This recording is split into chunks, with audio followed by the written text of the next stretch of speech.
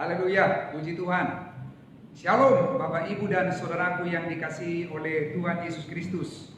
Kita sungguh mengucap syukur di mana oleh kasih dan kemurahan-Nya yang selalu menyertai dan melindungi kita dan memperkenankan kita boleh beribadah di tempat masing-masing pada saat ini. Kita bersyukur karena kita selalu yakin bahwa Allah yang kita percaya adalah Allah yang maha hadir memberkati kita. Haleluya. Sebelum kita mendengarkan firman Allah, mari kita bersatu di dalam doa. Segala pujian, hormat dan syukur kami persembahkan kepada Bapa di dalam nama Tuhan Yesus Kristus. Allah yang setia, Allah yang sangat mengasihi kami.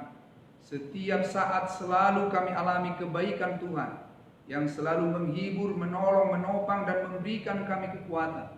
Terima kasih Tuhan atas anugerah Tuhan yang memberikan kami kesempatan pada hari ini untuk beribadah, memuji dan memuliakan nama Tuhan dalam ibadah memperingati, merayakan hari Pentakosta. Terima kasih ya Tuhan, terima kasih. Mari Roh Kudus tolong kami. Kami percaya darah Yesus yang tercurah di kayu salib telah menyucikan, menguduskan seluruh hidup kami sehingga kami layak di hadapan Tuhan. Tiba saatnya kami akan mendengarkan firman Allah. Mari Roh Kudus tolong kami untuk kami mengerti, memahami firman Tuhan, mengimaninya dan melakukannya, sehingga sungguh nama Tuhan dipermuliakan dan kami semua diberkati Tuhan. Berfirmanlah ya Tuhan, kami telah siap menyambut firman-Mu dengan penuh sukacita. Haleluya. Amin. Hari ini seluruh umat Tuhan di muka bumi ibadah merayakan hari Pentakosta. Dan Bapak Ibu saudaraku yang dikasihi oleh Tuhan Yesus Kristus, tema firman Tuhan yang kita dengarkan pada saat ini, penggenapan janji Bapa pada hari Pentakosta. Penggenapan janji Bapa pada hari Pentakosta yang tertulis dalam Kisah Para Rasul pasal 2 ayat 1 sampai dengan 18. Saya akan bacakan untuk kita semua. Silakan Bapak Ibu Saudara melihatnya dalam Alkitab ataupun dalam handphone Bapak Ibu sekalian. Saya akan bacakan untuk kita. Pentakosta. Ketika tiba hari Pentakosta, semua orang percaya berkumpul di satu tempat. Tiba-tiba turunlah dari langit suatu bunyi seperti tiupan angin keras yang memenuhi seluruh rumah di mana mereka duduk. Dan tampaklah kepada mereka lidah-lidah seperti nyala api yang bertebaran dan hinggap pada mereka masing-masing. Maka penuhlah mereka dengan Roh Kudus. Lalu mereka mulai berkata-kata dalam bahasa-bahasa lain, seperti yang diberikan oleh Roh itu kepada mereka untuk mengatakannya.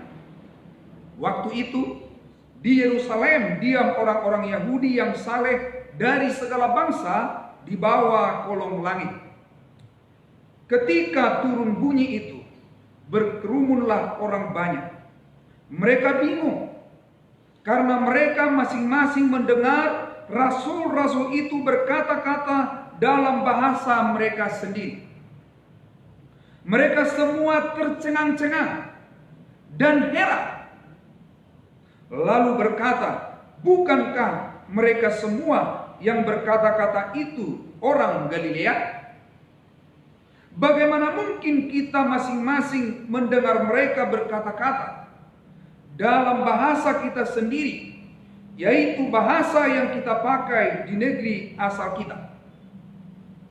Kita orang Partia, Media, Elam, penduduk Mesopotamia, Yudea dan Kapadokia, Pontus dan Asia, Frigia dan Pamfilia, Mesir dan daerah-daerah Libya yang berdekatan dengan Kirene, pendatang-pendatang dari Roma, baik orang Yahudi maupun penganut agama Yahudi, orang Kreta dan orang Arab. kita mendengar mereka berkata-kata dalam bahasa kita sendiri tentang perbuatan-perbuatan besar yang dilakukan Allah. Mereka semua tercengang-cengang dan sangat termangu-mangu, sambil berkata seorang kepada yang lain, "Apakah artinya ini?" Tetapi orang lain menyindir, "Mereka sedang mabuk oleh anggur manis." Maka bangkitlah Petrus berdiri dengan ke-11 rasul itu, dan dengan suara nyaring ia berkata kepada mereka, "Hai kamu orang Yahudi, dan kamu semua yang tinggal di Yerusalem, ketahuilah dan camkanlah perkataanku ini. Orang-orang ini tidak mabuk seperti yang kamu sangka, karena hari baru pukul 9. Tetapi itulah yang difirmankan Allah dengan perantaraan Nabi Yoel. Akan terjadi pada hari-hari terakhir, demikianlah firman Allah, bahwa aku akan mencurahkan rohku ke atas semua manusia. Maka anak-anakmu laki-laki dan perempuan akan bernubuat, dan teruna-terunamu akan mendapat penglihatan-penglihatan, dan orang-orangmu yang tua akan mendapat mimpi. Juga ke atas hamba-hambaku laki-laki dan perempuan akan kucurahkan rohku pada hari-hari itu, dan mereka akan bernubuat." Dari firman Tuhan yang saya bacakan kepada kita semua, kita melihat bahwa pada waktu itu semua orang-orang percaya dan para rasul, mereka berkumpul di satu tempat. Dan pada saat itu juga orang-orang Yahudi dari berbagai bangsa di bawah kolong langit, mereka juga sedang berkumpul di Yerusalem. Karena ada hari raya yang sedang dirayakan, yaitu hari Pentakosta. Hari Pentakosta adalah salah satu hari yang dirayakan oleh orang-orang Yahudi. Pentakosta artinya yang ke-50. Dan kalau kita melihat dan membaca dalam Imamat pasal 23 ayat 15 sampai dengan 22. Imamat pasal 23 ayat 15 sampai dengan 22. "Kemudian kamu harus menghitung mulai dari hari sesudah Sabat itu, yaitu waktu kamu membawa berkas persembahan unjukan, harus ada genap 7 minggu. Sampai pada hari sesudah Sabat yang ke-7, kamu harus hitung 50 hari. Lalu kamu harus mempersembahkan korban sajian yang baru kepada Tuhan. Dari tempat kediamanmu kamu harus membawa 2 buah roti unjukan yang harus dibuat dari 2/10 epa tepung yang terbaik, dan yang dibakar sesudah dicampur dengan ragi sebagai hulu hasil bagi Tuhan. Beserta roti itu kamu harus mempersembahkan 7 ekor domba berumur setahun yang tidak bercela, dan seekor lembu jantan muda, dan 2 ekor domba jantan. Semuanya itu haruslah menjadi korban bakaran bagi Tuhan, serta dengan korban sajiannya dan korban-korban curahannya, suatu korban api-apian yang baunya menyenangkan bagi Tuhan. Kemudian kamu harus mempersembahkan seekor kambing jantan sebagai korban penghapus dosa, dan 2 ekor domba yang berumur setahun sebagai korban keselamatan. Imam harus menunjukkan semuanya beserta roti hulu hasil itu sebagai persembahan unjukan di hadapan Tuhan, beserta kedua ekor domba itu. Semuanya itu haruslah menjadi persembahan kudus bagi Tuhan dan adalah bagian imam. Pada hari itu juga kamu harus mengumumkan hari raya, dan kamu harus mengadakan pertemuan kudus. Janganlah kamu melakukan sesuatu pekerjaan berat. Itulah suatu ketetapan untuk selama-lamanya di segala tempat kediamanmu turun-temurun. Pada waktu kamu menuai hasil tanahmu, janganlah kau sabit ladangmu habis-habis sampai ke tepinya, dan janganlah kau pungut apa yang ketinggalan dari penuaianmu. Semuanya itu harus kau tinggalkan bagi orang miskin dan bagi orang asing. Akulah Tuhan Allahmu. Jadi orang Yahudi ada merayakan Pentakosta, di mana mereka merayakannya di akhir masa panen. Di waktu itulah orang-orang Yahudi yang saleh berkumpul di Yerusalem. Dan kemudian kita melihat bagaimana karya Allah yang luar biasa, di mana janji Bapa digenapi, sebagaimana yang disampaikan oleh Tuhan Yesus kepada para murid menjelang kenaikannya ke surga. Bagaimana penggenapan janji Bapa kepada para murid dan orang-orang percaya ketika mereka berkumpul di satu tempat? Tiba-tiba turun dari langit suatu bunyi seperti tiupan angin keras, memenuhi seluruh rumah di mana mereka duduk. Sesuatu yang ajaib terjadi. Tapi itu bukan angin. Kemudian selain itu tampak kepada mereka lidah-lidah seperti nyala api yang bertebaran dan hinggap kepada mereka masing-masing. Hal yang ajaib. Dan setelah itu penuhlah mereka dengan Roh Kudus. Dan mereka berbahasa-bahasa lain sesuai dengan yang diberikan Roh itu kepada mereka untuk mengatakannya.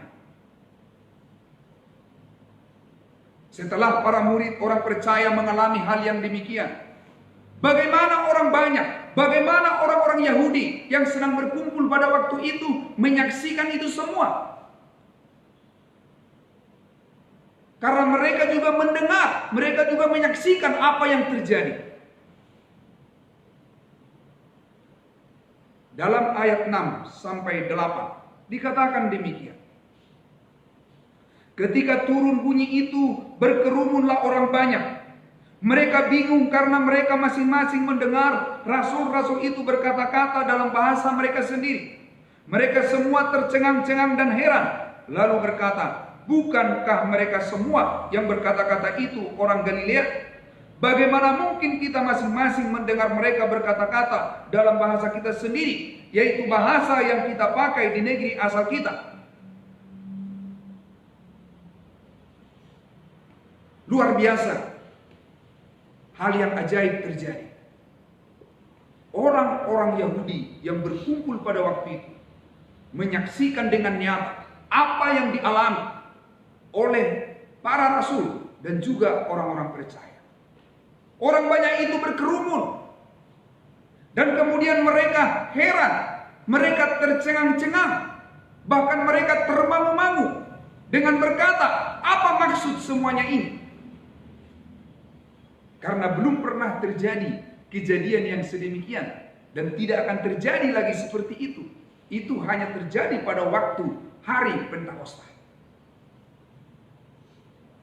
Tetapi selain orang-orang banyak, orang-orang Yahudi yang begitu heran dan termangu-mangu dan bertanya-tanya apa maksud semuanya itu, dari antara mereka ada juga yang menyindir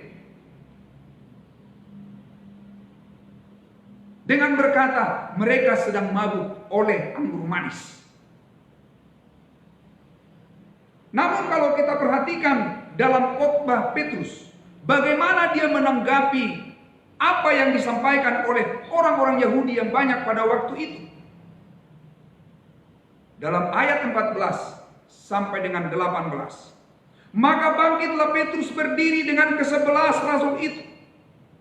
Dan dengan suara nyaring ia berkata kepada mereka, hai orang-orang Yahudi dan kamu semua yang tinggal di Yerusalem, ketahuilah dan camkanlah perkataanku ini. Orang-orang ini tidak mabuk seperti yang kamu sangka.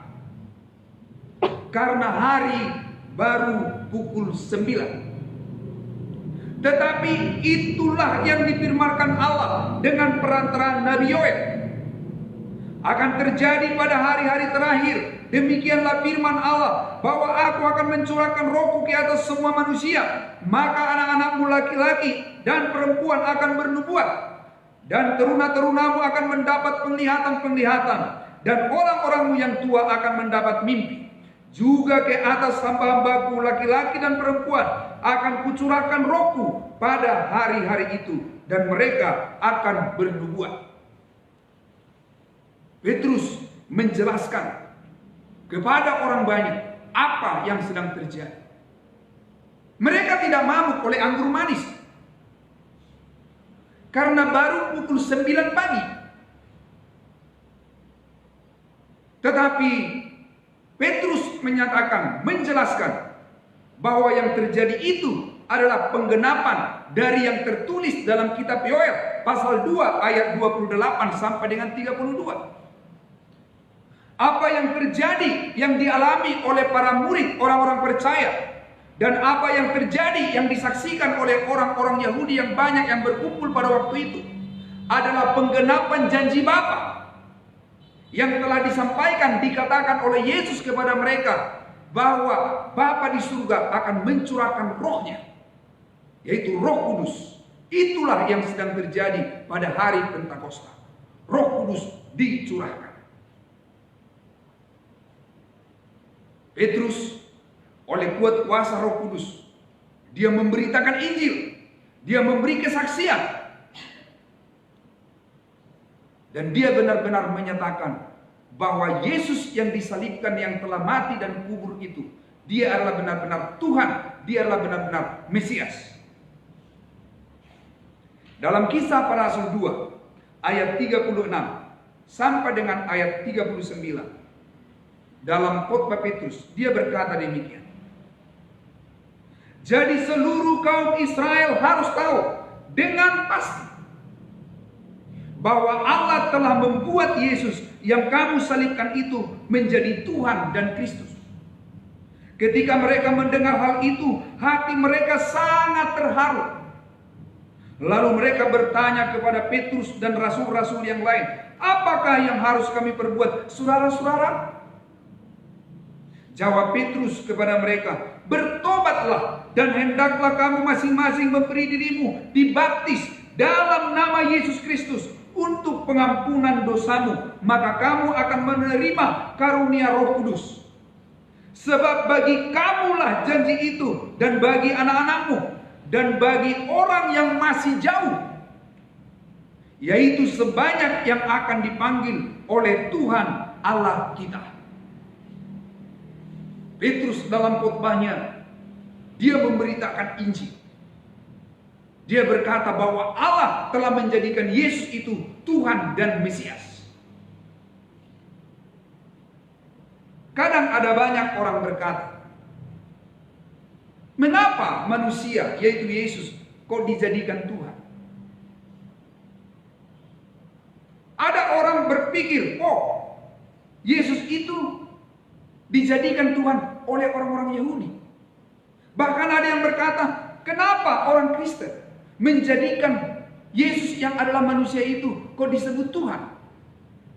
Kalau kita perhatikan dalam khotbah yang disampaikan oleh Petrus, yang dipenuhi oleh Roh Kudus, dia berkata, jadi seluruh kaum Israel harus tahu dengan pasti bahwa Allah telah membuat Yesus yang kamu salibkan itu menjadi Tuhan dan Kristus. Dan oleh kasih dan kemurahan Tuhan, dia memanggil dari semua suku bangsa untuk datang dan percaya kepadanya. Jadi, Yesus itu, dia adalah Tuhan, dia adalah Mesias. Yang menjadikannya bukan manusia, yang menjadikannya bukan orang Kristen, yang menjadikannya Tuhan bukan orang Yahudi, tetapi Allah lah yang menjadikan Yesus itu Tuhan Mesias. Karena Yesus itu dia adalah Allah sendiri yang telah jadi manusia, Firman yang telah jadi manusia.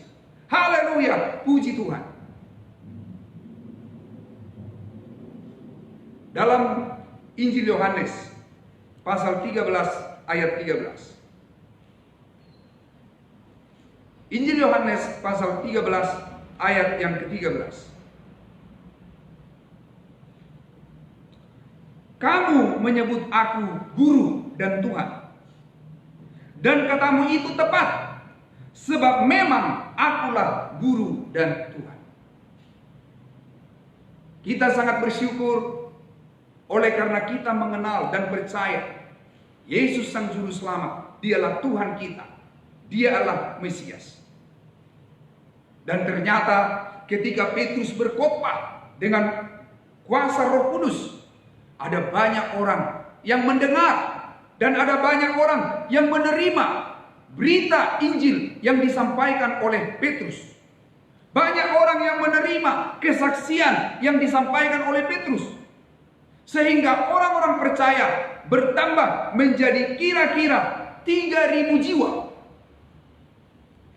Haleluya, puji Tuhan. Sekarang kita mau melihat bagaimana dampak Roh Kudus yang telah dicurahkan kepada para murid dan orang-orang percaya. Bagaimana dampaknya? Karena bukan hanya sebatas mereka berbahasa-bahasa lain yang menceritakan, yang menyatakan tentang perbuatan-perbuatan besar yang dilakukan oleh Allah. Bukan hanya sebatas itu, tetapi ada dampak yang nyata, yang luar biasa dalam kehidupan orang-orang percaya. Dan orang-orang yang menerima berita yang disampaikan oleh Petrus tadi, mereka disebut jemaat mula-mula. Apa dampak dari Roh Kudus yang dicurahkan pada hari Pentakosta? Pertama, orang-orang percaya dari berbagai latar belakang, suku dan kedudukan dipersatukan menjadi satu tubuh, yaitu tubuh Kristus oleh Roh Kudus. Dalam 1 Korintus pasal 12. 1 Korintus pasal 12 ayat 12 sampai 14. Karena sama seperti tubuh itu satu dan anggota-anggotanya banyak, dan segala anggota itu sekalipun banyak merupakan satu tubuh, demikian pula Kristus. Sebab dalam satu roh kita semua, baik orang Yahudi maupun orang Yunani, baik budak maupun orang merdeka, telah dibaptis menjadi satu tubuh, dan kita semua diberi minum dari satu roh. Karena tubuh juga tidak terdiri dari satu anggota, tetapi atas banyak anggota. Haleluya, puji Tuhan. Entah itu orang Yahudi atau orang Yunani atau bangsa-bangsa lain, entah itu budak, entah itu orang merdeka dengan berbagai macam latar belakang. Mereka yang memperoleh kasih karunia, percaya kepada Tuhan Yesus Kristus, mereka menerima Roh Kudus, satu roh, yaitu Roh Kudus. Itulah sebabnya kenapa disebut hari Pentakosta adalah hari berdirinya gereja. Gereja bukan berbicara tentang gedungnya, tapi berbicara tentang pribadi-pribadi orang-orang percaya. Karena pada saat pencurahan Roh Kudus pada hari Pentakosta, Roh Kudus diberikan kepada semua orang yang percaya itu. Beda dengan waktu perjanjian lama. Kalau dalam perjanjian lama, Roh Allah diberikan kepada orang-orang tertentu saja. Seperti kepada nabi-nabi, kepada imam-imam, dan raja-raja. Tetapi di hari Pentakosta, Roh Kudus itu diberikan kepada setiap orang yang percaya. Itulah sebabnya dikatakan bahwa itu berdirinya gereja. Dan kumpulan orang-orang yang percaya, yang menerima Roh Kudus dalam hidup mereka, yang dicurahkan, kumpulan itu disebut jemaat. Itu jemaat mula-mula. Haleluya, puji Tuhan. Jadi walaupun saya beda suku dengan Bapak Ibu Saudara, walaupun saya beda latar belakang dengan Bapak Ibu Saudara, tetapi oleh karena kita sama-sama percaya kepada Tuhan Yesus Kristus, Roh Kudus diberikan kepada kita semua. Kita satu roh, yaitu Roh Kudus. Haleluya, puji Tuhan. Dan yang kedua, dampak dari Roh Kudus itu dalam kehidupan orang percaya membuat kita hidup rukun. Kalau kita perhatikan bagaimana jemaat mula-mula dalam Kisah Para Rasul 2 ayat 41 sampai dengan 47. cara hidup jemaat yang pertama. Orang-orang yang menerima perkataannya itu memberi diri dibaptis, dan pada hari itu jumlah mereka bertambah kira-kira 3.000 jiwa. Mereka bertekun dalam pengajaran rasul-rasul dan dalam persekutuan, dan mereka selalu berkumpul untuk memecahkan roti dan berdoa. Maka ketakutanlah mereka semua, sedang rasul-rasul itu mengadakan banyak mujizat dan tanda. Dan semua orang yang telah menjadi percaya tetap bersatu, dan segala kepunyaan mereka adalah kepunyaan bersama. Dan selalu ada dari mereka yang menjual harta miliknya, lalu membagi-bagikannya kepada semua orang sesuai dengan keperluan masing-masing. Dengan bertekun dan dengan sehati, mereka berkumpul tiap-tiap hari dalam bait Allah. Mereka memecahkan roti di rumah masing-masing secara bergilir, dan makan bersama-sama dengan gembira dan dengan tulus hati, sambil memuji Allah. Dan mereka disukai semua orang. Dan tiap-tiap hari Tuhan menambah jumlah mereka dengan orang yang diselamatkan. Dari cara hidup jemaat mula-mula, kita melihat peranan Roh Kudus itu, dampak Roh Kudus itu dalam kehidupan mereka. Mereka hidup rukun, mereka saling mengasihi, mereka memelihara kerukunan. Dalam kehidupannya secara pribadi dia hidup rukun, karena Roh Kudus itu ada dalam hidup orang percaya. Kemudian juga dalam kehidupan rumah tangga ada kerukunan. Di dalam kehidupan berjemaat ada kerukunan. Di dalam kehidupan bermasyarakat ada kerukunan. Karena Roh Kudus itu memimpin kita untuk kita hidup dalam kerukunan. Dan apabila Bapak Ibu Saudara kita hidup rukun, di dalam kerukunan itu ada kuasa. Di dalam kerukunan itu ada kekuatan. Di masa-masa seperti sekarang ini, dengan persoalan yang kita alami, tantangan pergumulan yang terjadi, kadangkala terusik kerukunan ini. Mungkin karena sedang mengalami kesulitan dalam hal ekonomi, kadangkala dalam rumah tangga ada perselisihan. Mulai kadang terganggu kerukunan itu, bahkan dalam komunitas yang semakin besar. Oleh karena itu, kembali pada saat ini, di hari Pentakosta yang kita rayakan hari ini, kita diingatkan oleh firman Tuhan bahwa Roh Kudus memimpin kita kepada kerukunan, memberikan kita kerukunan. Ketika ada tantangan, ketika ada persoalan dalam kehidupan Bapak Ibu Saudara, baik dalam berjemaat maupun di dalam rumah tangga ataupun bermasyarakat ataupun di lingkungan kerja, Bapak Ibu Saudara berkata, Roh Kudus tolong saya. Dan Roh Kudus pasti memimpin kita untuk kita bisa hidup rukun. Walaupun mungkin kadangkala ada perselisihan, tetapi Roh Kudus tolong kita untuk saling mengampuni dan saling memaafkan. Kalau kita tidak mau mengampuni, kalau kita tidak mau mengasihi, kalau kita tidak memelihara kerukunan, itu bukan pimpinan Roh Kudus, tetapi keegoisan manusia, kedagingan manusia, dan juga godaan-godaan iblis setan. Jemaat mula-mula, peranan Roh Kudus dalam hidup mereka membuat mereka hidup rukun. Dan yang ketiga, bagaimana dampak Roh Kudus dalam kehidupan orang-orang percaya? Mereka bertekun dalam pengajaran rasul-rasul, dan juga mereka rajin dalam persekutuan. Mereka suka belajar akan firman Allah. Itulah Roh Kudus memimpin kita. Roh Kudus memimpin kita untuk suka mendengarkan firman Allah.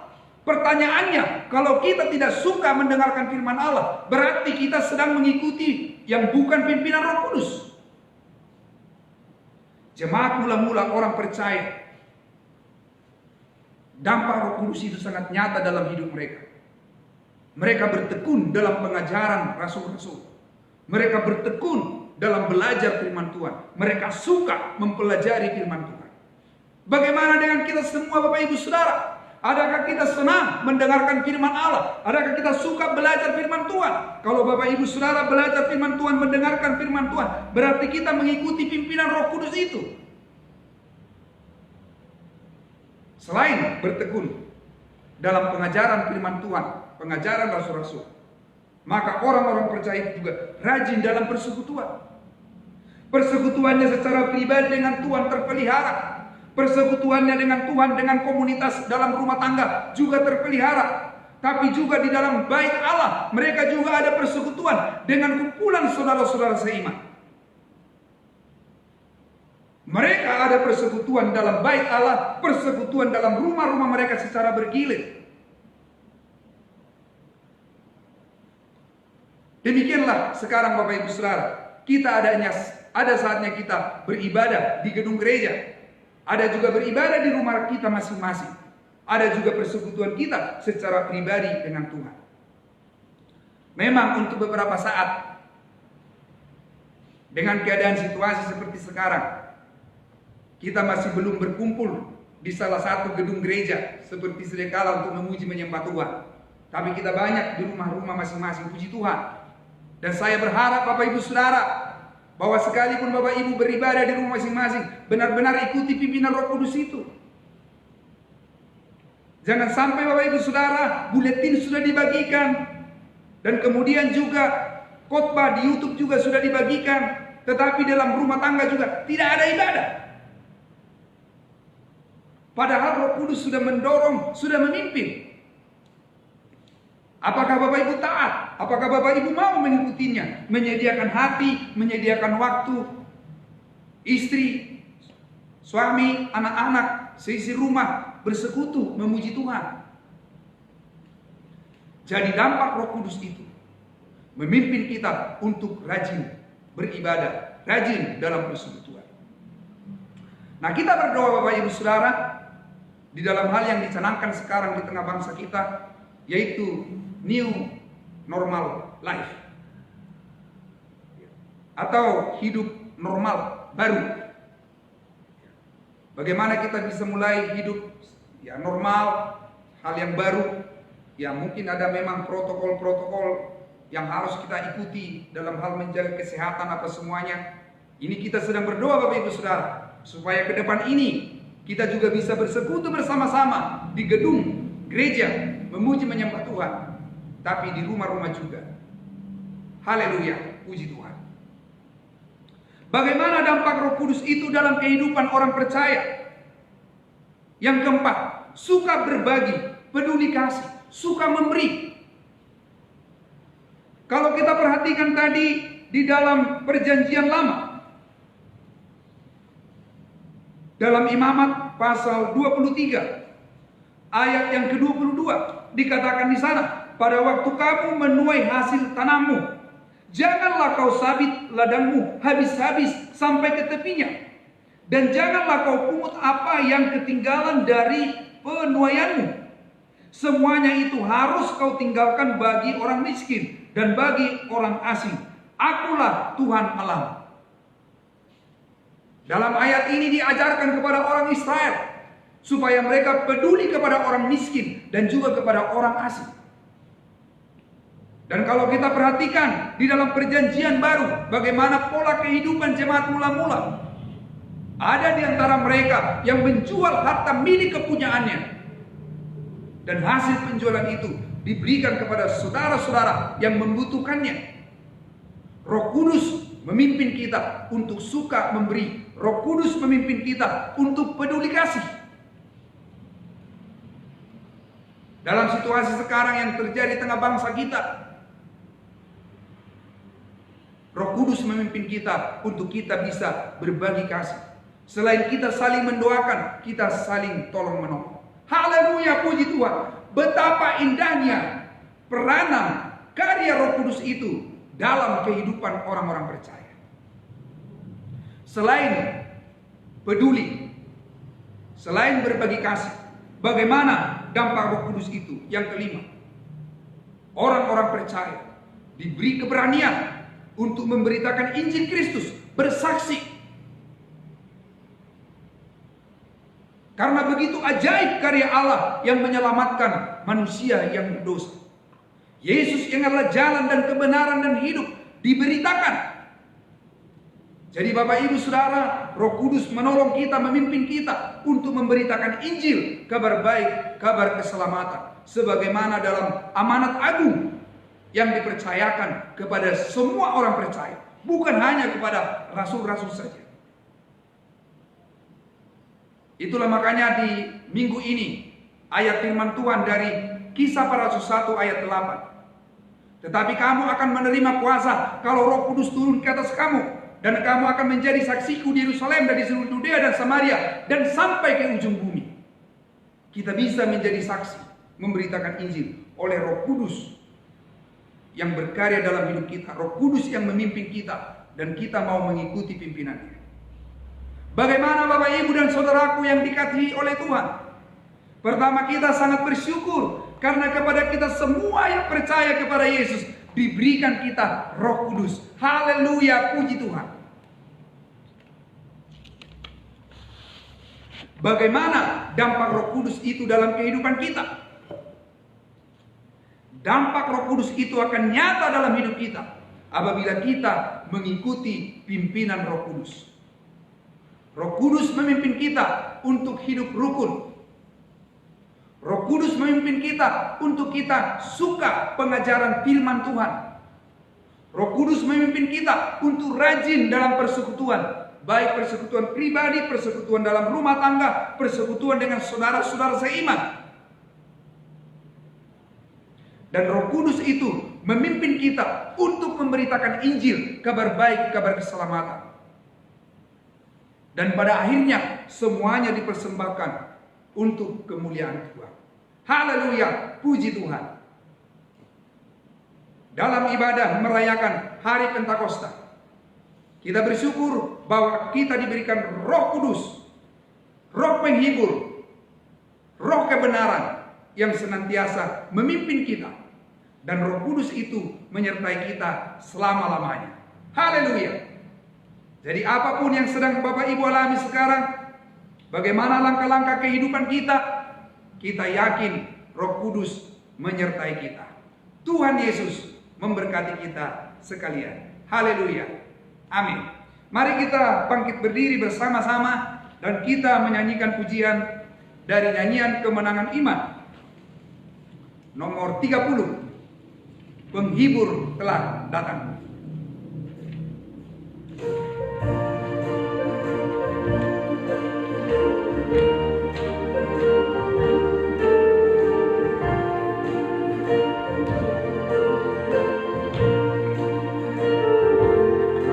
Tersiar kabar terang, keliling alamlah, tempat hati debar, titik susahan, saudara bergema, bersorak sebenar, penghibur telah datang.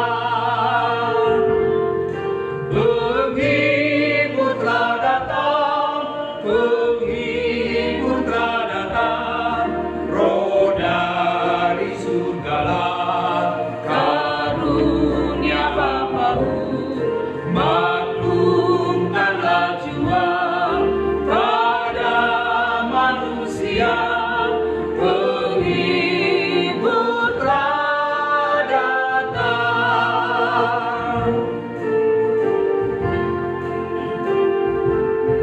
Malam yang panjang gelap dan rakat yang gegap, gelap akan lalulah dan siang akan tiba, terusir topan ras, melintas gunung keras, penghibur telah datang.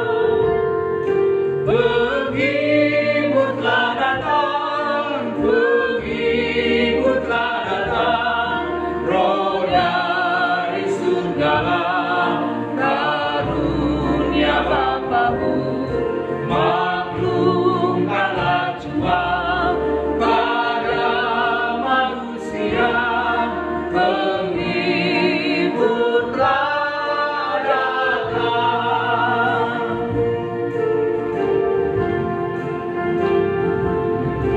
Sultan yang ku sembah, yang beri penyembuhan, jiwa yang terikat, terlolos dari maut, yang hidup dalamnya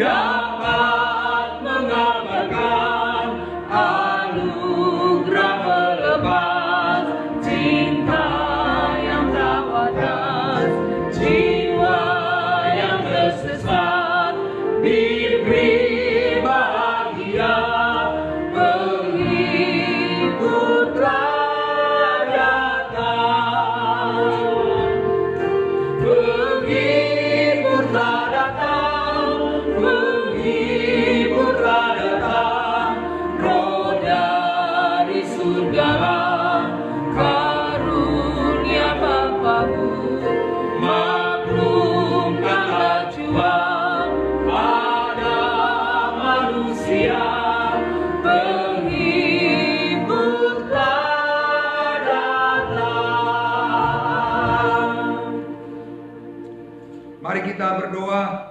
Terima kasih Tuhan, kami sungguh mengucap syukur karena kepada setiap kami yang percaya kepada Yesus diberikan Roh Kudus, Roh penghibur, Roh kebenaran yang senantiasa memimpin setiap langkah-langkah kehidupan kami.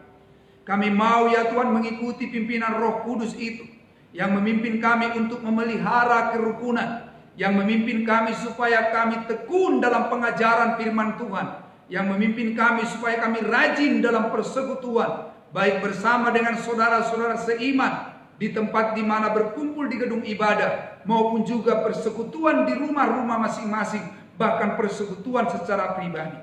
Roh Kudus juga memimpin kami supaya kami suka peduli, memperdulikan orang lain, mengasihi, membantu, menolong sesama. Roh Kudus juga menolong kami, memimpin kami untuk memberitakan Injil, kabar baik, kabar keselamatan.